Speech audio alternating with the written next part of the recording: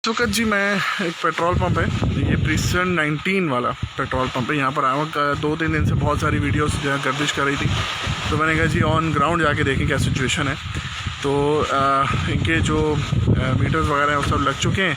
Petrol diesel यहाँ available होगा PSO का सेम रेट पे, और अली ब्लॉक का भी पीएसओ का ही पेट्रोल पंप होगा। दोनों पेट्रोल पंप खुलने जा रहे हैं बहरिया के यहाँ पे, और जो मुझे इन्फॉर्मेशन दी गई है कि 1 महीने के अंदर अंदर इंशाल्लाह ही खुल जाएंगे। होपफुली ईद के बाद we get a good news from here, ठीक है। और ये जी है इम्तियाज़ का वेयर हाउस, यहाँ इम्तियाज़ खुलने जा रहा है, ठीक है। और ये प्रिसन 19 के अपार्टमेंट्स ये आप देख सकते हैं, तो वहाँ से ये बहुत करीब है। इवन यहाँ पीछे से भी रास्ता आ रहा है वो, और ये सामने जो रोड है ये डेंजो की तरफ जा रहा है, ठीक है जी। तो ये वीडियो थी, मैंने कहा मैं शेयर करूँ आप लोगों को। थैंक यू, हाफिज़।